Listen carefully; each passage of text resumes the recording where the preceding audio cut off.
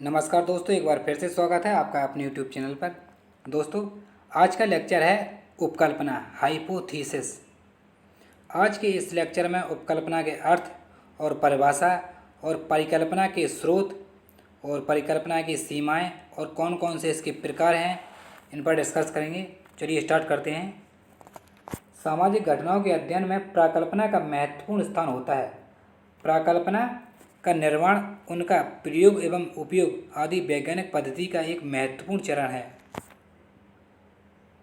जब किसी भी सामाजिक समस्या का अध्ययन करना होता है, तब कोई भी समाज वैज्ञानिक निर्धार से आगे नहीं बढ़ता, बल्कि वह अध्ययन विषय से संबंधित कुछ प्राकल्पनाओं का निर्माण करता है और उसी के आधार पर शोध कार्य में आगे बढ़ता है। जब कोई रिसर्च स्कॉलर है, वो सोसाइटी में रिसर्च करता है, तो वह प्राकल्पना का निर्माण करता है। प्राकल्पना हमें एक रास्ता दिखाती है, किसी कार्य को करने में डायरेक्शन देती है हमें, और हमें सोच समस्या से भटकने से भी प्राकल्पना हमें रोकती है, डायरेक्शन सही दिखाती है।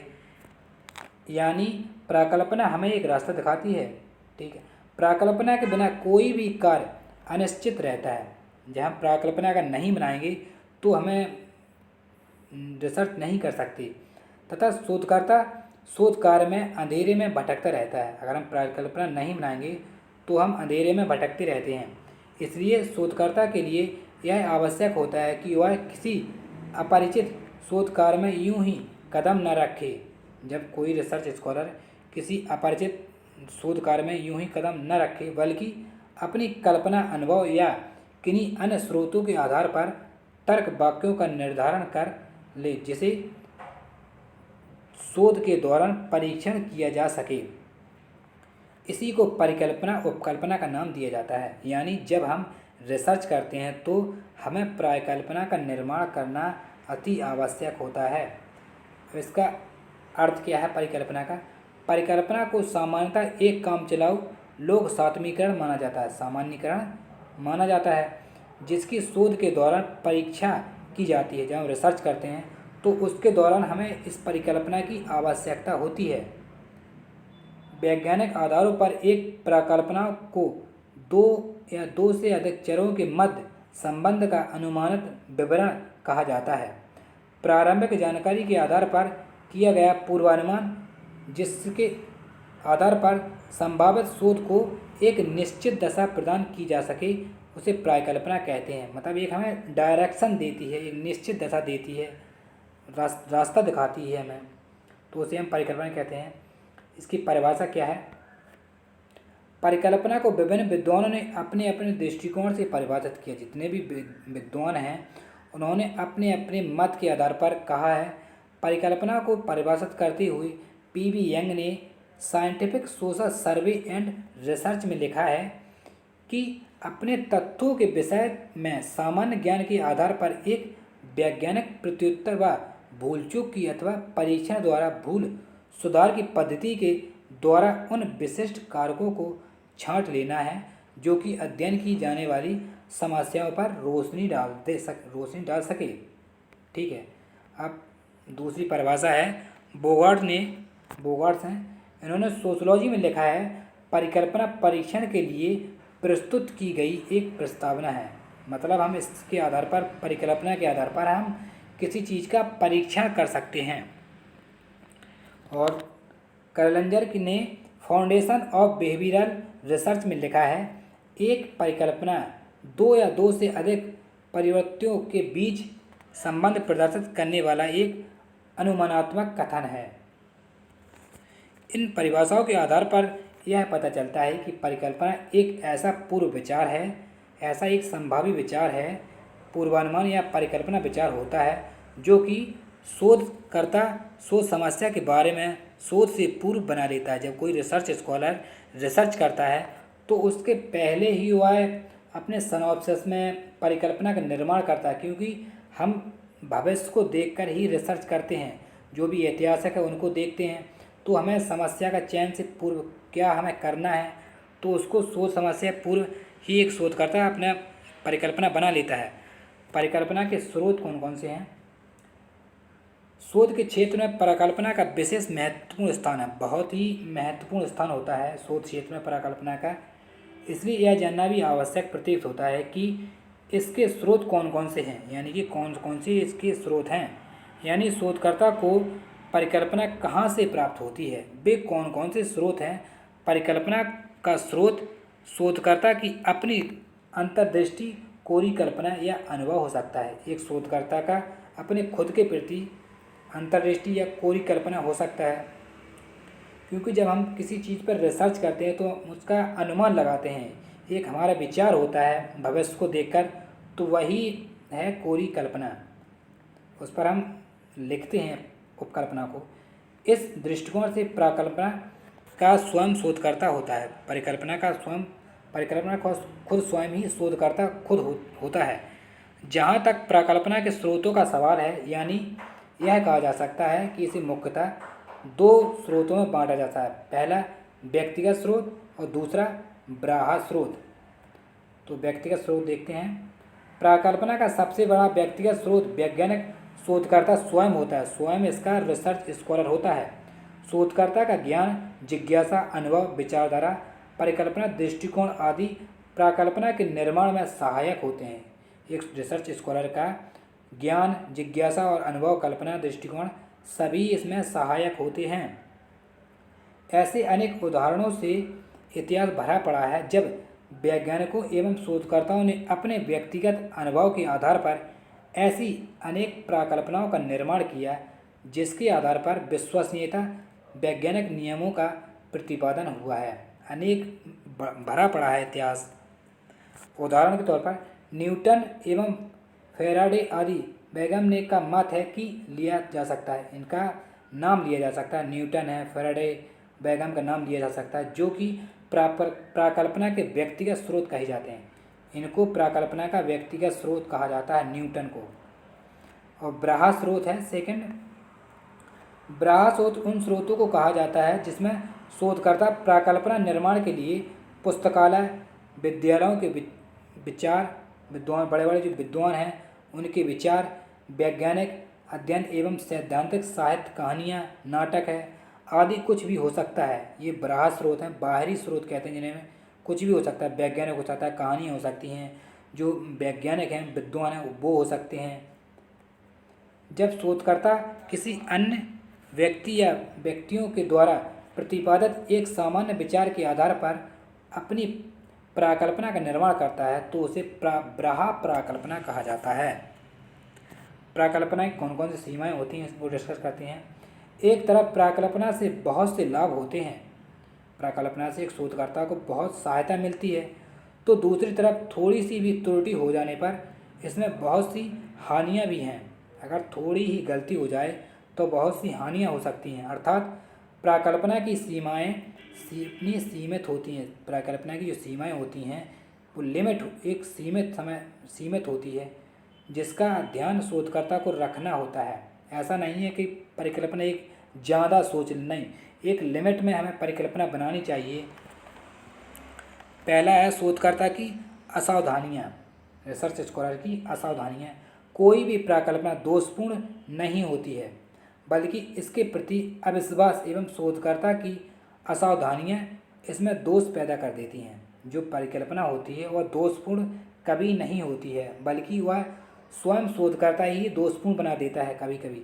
इसका कारण यह है कि शोधकर्ता परिकल्पना का निर्माण करते समय, जब हम रिसर्च स्कॉलर होता है जो, या आप हो मान लीजिए, जब आप परिकल्पना का निर्माण करते हैं तो स्वयं की भावनाओं, पूर्वाग्रहों एवं इच्छाओं पर नियंत्रण नहीं रख पाते। जब आप अपनी परिकल्पना का निर्माण करते हैं तो आप अपनी भावनाओं पर कंट्रोल नहीं कर सकते। इससे परिकल्पना में पक्षपात आ जाता है। अगर हम इसमें भावना, इच्छाओं को शामिल कर देंगे तो परिकल्पना हमारी में पक्षपात आ जाएगा। और सेकंड है अध्ययन में पक्षपात। शोधकर्ता को अपनी प्रकल्पना में अटूट विश्वास होता है। जो एक रिसर्च स्कॉलर होता है उसको अपनी संभावित समस्या समाधान के लिए प्रकल्पना में अपना एक दृढ़ विश्वास होता है। आपको भी होगा, हमें भी होना चाहिए, सबको होता है। इसलिए अध्ययन में अनेक प्रकार के पक्षपात का आना प्रवेश हो जाता है। प्रकल्पना का निर्माण करते समय शोधकर्ता की रुचि, संवेगों एवं संस्कृतियों आदि का प्रभाव उस पर पड़ता है। इन पर रिसर्च स्कॉलर पर रुचियों का, संवेगों, संस्कृतियों आदि का प्रभाव भी पड़ता है। एक विशेष रुचि के विषय का चयन कर लेना, यदि यहीं से अध्ययन में पक्षपात शुरू हो जाता है। जब विशेष रुचि के विषय में हम चयन कर लेते हैं तो हमें यहीं से पक्षपात होना शुरू हो जाता है। शोधकर्ता अपनी प्रारंभिक धारणा के अनुसार तथ्यों का संस्करण, वर्गीकरण और सारणीय एवं निष्कर्ष आदि निकालने में का प्रयास करता है।